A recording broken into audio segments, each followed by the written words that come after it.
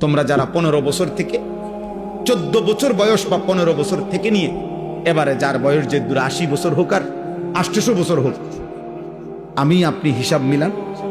সাবালক যারা প্রাপ্তবয়স্ক 14 বছরের পরে 15 বছরের ভিতরে, এই 1 বছরের ভিতরে একটা ছেলে প্রাপ্তবয়স্ক হয়, সাবালক হয়, তার উপরে শরীয়তের সমস্ত হুকুম বর্তায়, সে প্রাপ্তবয়স্ক হয়, তার প্রথম বীর্যপাত হয় 14 পরে 15 আগে আগে।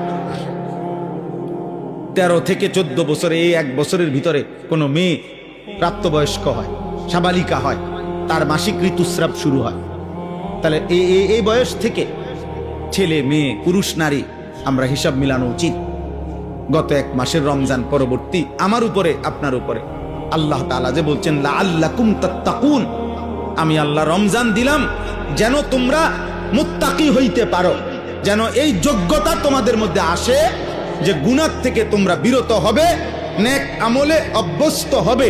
এটা যেন তোমাদের মধ্যে এই শক্তি, এই স্পিরিট, এই জজবা তৈরি হয়। এজন্য আমি রমজান দিয়েছিলাম। তো এবার আমরা হিসাব করি এটা আমার মধ্যে আসছে কিনা। 3টা উদ্দেশ্যে আল্লাহ তাআলা রমজান কোরআনে উল্লেখ করছেন। এক হলো লাআল্লাকুম তাত্তাকুন, যেন তোমরা মুত্তাকি হইতে পারো। মুত্তাকি অর্থ হলো 2টা, গুনাহ ত্যাগ করা, নেক আমলে অভ্যস্ত হওয়া, এরে কি বলে? মুত্তাকি। আর হলো লাআল্লাকুম তাশকুরুন, তোমরা যেন আমি আল্লাহর কৃতজ্ঞতা শুকর আদায় করতে পারো। আমার সমস্ত নিয়ামত আমার মর্জি মতো ব্যবহার করতে হবে, এই বুঝ, এই শুকর, এই কৃতজ্ঞতা আমি আল্লাহর প্রতি তোমাদের যেন হয়, এই জন্য আমি রমজান দিয়েছি।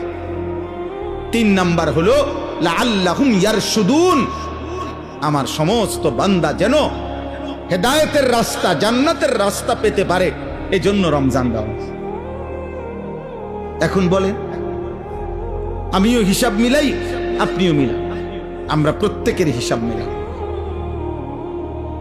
যদি দেখেন সব কিছু আগের মতোই, চাল চলন, উঠা বসা, লেন, কথাবার্তা, চুল, চেহারা, আদব, আখলাক, চিন্তা, চেতনা সব আগের মতো, হায় না ফরমান, তাহলে রমজান তোর উপর দিয়া কি গেল? কে আসলো আর কে গেল? কি অর্জন হইল?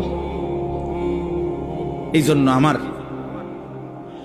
খুব ভয় হয়, খুব ভয় হয়।